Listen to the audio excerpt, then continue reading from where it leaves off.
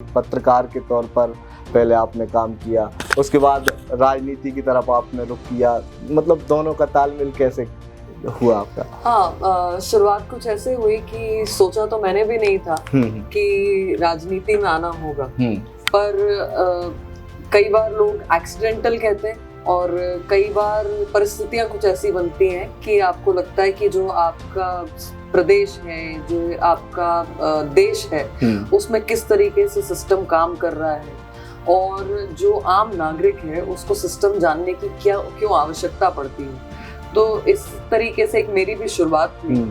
हालांकि स्वप्न तो देखा था एयर होस्टेस बनने का, उसकी तैयारी भी करी, इंटरव्यूज भी दिए, सिलेक्शन भी हुआ, पर कहीं परिवार की सहमति नहीं बनी क्योंकि एमिरेट्स एयरलाइंस में जो सिलेक्शन हुआ था मेरा, उसमें फैमिली को लगा कि नहीं, अरब कंट्री की तरफ नहीं भेजना है। तो वहाँ से ग्रेजुएशन जो मैंने है पत्रकारिता में किया और उसके बाद कई जो राष्ट्रीय चैनल्स हैं उनमें जाकर काम किया। मध्य प्रदेश, छत्तीसगढ़ के भी कुछ चैनल्स में काम करने का अवसर मिला, जिसमें एंकरिंग भी करी, रिपोर्टिंग भी करी और लोगों के जो एक्सपीरियंसेस थे, अच्छे बुरे, राजनीति से जुड़े हुए या डे टू डे लाइफ से जुड़े हुए, उनको जनता तक पहुंचाने का काम किया है। पर मुझे लगता है कि एक सशक्त नागरिक या फिर एक जागरूक नागरिक के लिए बहुत ज़रूरी है कि जो उसकी दिनचर्या है, जो उसकी रोजी रोटी है या जो आसपास का उसका परिवेश है, उसको जानने के लिए वो राजनीति में भी थोड़ा सा एक्टिव हो और वो उसको समझे कि आखिर सिस्टम क्यों बनाया गया है, हमारे संविधान में हमारे लिए क्या लिखा हुआ है और उसको फलीभूत करने के लिए एक जिम्मेदार नागरिक की क्या भूमिका हो सकती है।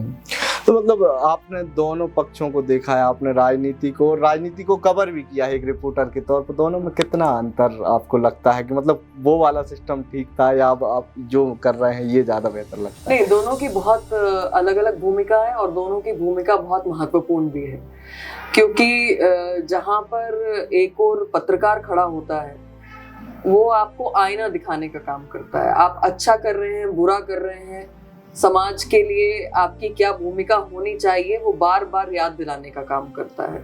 और वहीं पे जो राजनीति कर रहे हैं या जो राजनीतिज्ञ हैं, जो नेता हैं, उनका पॉलिसी मेकिंग को लेकर या जनता की जो उनसे अपेक्षा है उसको पूर्ण करने की भूमिका होती है। तो मुझे लगता है कि चाहे चौथा स्तंभ हो या हमारे नेता हो, दोनों की भूमिका अलग है पर बहुत महत्वपूर्ण भूमिका है। और मुझे लगता है कि दोनों ही इम्पोर्टेंट रोल्स मुझे प्ले करने का मौका मिला है। आज का जो रोल है शायद वो उससे भी बड़ा है, क्योंकि कई बार आप जब जर्नलिस्ट होते हैं तो आपकी कुछ सीमाएं होती हैं। आपको पता होता है कि इम्प्लीमेंट करने के लिए प्रोसेस क्या है या उसका प्रोसीजर क्या होना चाहिए या पॉलिसी क्या होनी चाहिए, पर इम्प्लीमेंट करने की आपके पास वो क्षमताएं नहीं होती। पर जब आप राजनेता होते हैं तो आप संघर्ष करके पार्टी के माध्यम से इंडिविजुअल स्तर पर या आप अगर किसी डेजिग्नेशन पर हैं, चुने हुए जनप्रतिनिधि हैं, तो आप उसको इम्प्लीमेंट भी करते हैं और जनता की अपेक्षा अनुसार उसको उतारते भी हैं। आज टीवी पर एक तेज तर्रार प्रवक्ता दिखती हैं। कभी बचपन में जब हम आपके बारे में चर्चा कर रहे थे, आपके बारे में पढ़ा और रिसर्च करते समय ये एक चीज़ निकल कर आई कि जो नेहा बग्गा आज स्क्रीन पर तेज तर्रार कांग्रेस के नेताओं की बोलती बंद कर देती हैं, कभी वो अंतर्मुखी थी, इंट्रोवर्ट थी। मतलब ऐसा क्या हुआ कि उसके बाद एकदम पूरा ही स्वभाव परिवर्तन? हाँ, एक जो बचपन से मेरी जो अपब्रिंगिंग हुई तो उसमें मेरा नेचर जो था वो बहुत शाय था, बहुत इंट्रोवर्ट था। और जैसे आपने कहा कि अब जो मैं प्रवक्ता के तौर पर दिखती हूँ तो कई बार हम अपने ओपिनियंस भी रखते हैं, कई बार वो बहस में भी तब्दील होता है, कई बार वो चिल्ला चोट में भी तब्दील हो जाती हैं चीज़ें। वो बिल्कुल अलग है ओपिनियन रखने का तरीका। पर क्योंकि जब मैं 5th स्टैंडर्ड में थी तो 5वीं कक्षा में उस समय मेरे पिताजी एक्सपायर हो गए और हम 3 भाई बहन, माताजी भोपाल में रहते थे। हालांकि रिश्तेदार और भी हैं कई भोपाल में, पर क्योंकि न्यूक्लियर फैमिली थी हम अलग रहते थे। तो एक स्वप्न था कि ये जो कष्ट घर पर आया है या जिस प्रकार की परिस्थितियां बनी हैं, छोटे होने के बावजूद हम बहुत समझदार होने लग गए थे। हम ख्वाहिशें करने से पहले सोचने लग गए थे कि इसका बजट कैसे बनेगा। कुछ चीज़ खरीदनी होती थी तो उससे पहले सोचते थे क्या ये समय सही है उसको खरीदने का।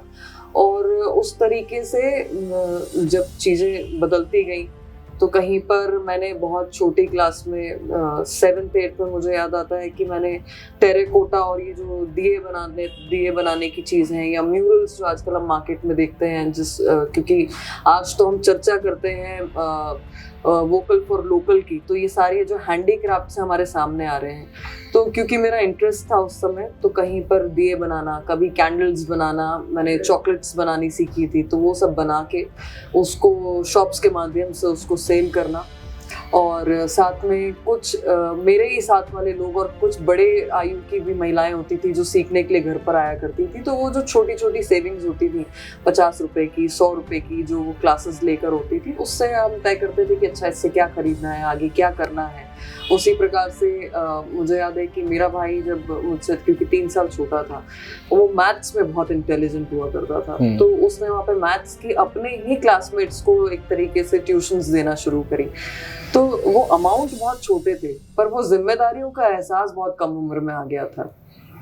और ये एक टोटल शिफ्ट जो हम तीनों भाई बहन बहुत छोटी उम्र से एक स्वप्न लेकर चल रहे थे कि आगे क्या करना है, फिर से एक बहुत बड़ा झटका लगा। और बुखार और स्वास्थ्य बिगड़ने की वजह से जब मैं 11th स्टैंडर्ड में थी, तो उस समय 2003 में ऐसा हुआ कि उस समय मेरे भाई भी एक्सपायर हो गया। और कई बार बहुत प्रयास करने के बाद, इलाज दिलवाने के बाद भी हम नहीं बचा पाए। तो ये लगातार जो मेरा चुप रहना था वो और ज़्यादा गहरा होता गया। शायद वो इंट्रोवर्ट होने का जो एक सिलसिला था वो गहराता चला गया, और कई चीज़ें बिल्कुल जैसे आप कहते हैं शैटर्ड हो जाती हैं आपके सामने से। बिल्कुल जो आपके ख्वाब होते हैं या एक परिवार होता है या आप फेस्टिवल्स को देखते हैं जिसकी खुशी होती है, जिसका आप इंतज़ार करते हैं, वो परिवार 2 बार इस तरीके से टूटने की वजह से हम लोग भी बहुत बिखरे। पढ़ाई में भी उस वजह से कई बार बहुत लॉस हुआ, चाहे 5th में पिताजी जब एक्सपायर हुए तब, या 11th में जब भाई एक्सपायर हुआ तब। और ये दोनों मार्च का ड्यूरेशन था, मेरे फाइनल एग्जाम्स थे। फाइनल एग्जाम्स दोनों जो हैं वो 5-5 सब्जेक्ट्स की जगह वो कट शॉर्ट करके अलग से एग्जाम्स देना पड़ा मुझे। स्कूल ने कोऑर्डिनेट किया, स्कूल भी इस वजह से मेरे 2 बार 3 बार चेंज हुआ। तो मुझे लगता है कि ये जो अप्स एंड डाउन्स हैं वो एक इंट्रोवर्ट होने का कारण बने, पर आगे जैसे जैसे बढ़ते रहे, क्योंकि माँ ने बहुत संबल दिया, वो हमेशा साथ में खड़ी रही, कई बार टूटी भी, तो हमें देखकर वापस से उन्हें सब कुछ सही करना पड़ा। ये कुछ ऐसी परिस्थितियाँ थी कि उससे निकलकर आज यहाँ पर इस पड़ाव पे पहुँची, क्योंकि बहुत पास से तंगी भी देखी है, इमोशनल ब्रेकडाउन्स भी देखे हैं, कई बार गिरकर कई बार उठे हैं और उसको चलने का प्रयास किया है लगातार। जुड़े रहने के लिए आयुध को सब्सक्राइब जरूर करें।